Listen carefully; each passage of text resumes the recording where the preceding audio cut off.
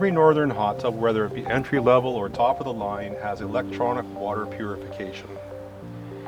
And while the hot tub is filtering, it's using ozone gas to oxidize organic waste and matter. Not bacteria, organic waste and matter. So it's oxidizing it. Okay? It's dealing with it, it's automatic. And really, 80% of the work is handled there automatically. So far, it's easy. Yes, very easy. Yeah. Now, you still have to have a little bit of sanitizer. A little bit. And we're recommending bromine. You can use chlorine. They do the same thing. We recommend bromine because we find it smells a little less, and it's a little gentler and milder to the skin. That's why we recommend it. But chlorine, bromine, they do the same thing. Okay. How are you setting people up to introduce bromine into the hot tub? Yeah, how are they putting it in? So they're taking the floater that Tanya has. Yes. And on the floater, we have a gauge. Be difficult to see with the camera. And what does it say on it? 1, 2, 3, 4, 5, 6, 7? 1, 2, 3, 4, 5, 6, 7. Right. So you figure out what your average use is going to be. So if you're going to have an average of 3 people in your tub, if you're going to have an average of 4 people in your tub, you can set it to that number and then lock it down. Okay. Once you lock it down, what you've done is you've set the opening. Right on. To allow that exposure to the water. Okay.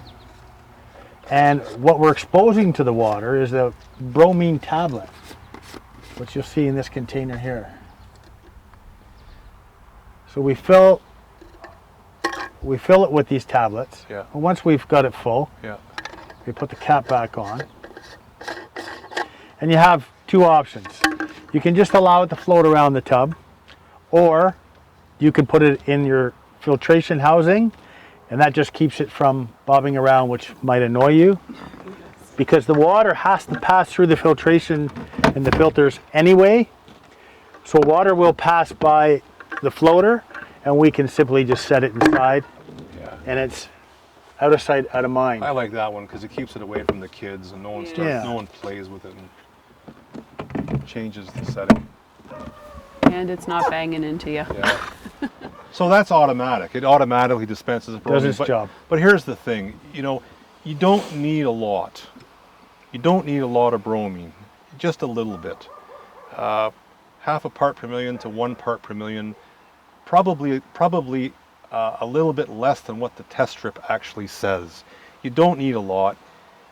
If the 3 that you set it to is too much for the customer, they need to know to turn it down. Yeah. If you don't turn it down, what you're doing is you're wasting chemical, 1, and then when the bromine's high, it's hard on the hot tub. Yes. So there's no reason to keep it high. It's got automatic water purification. It's oxidizing organic waste and matter.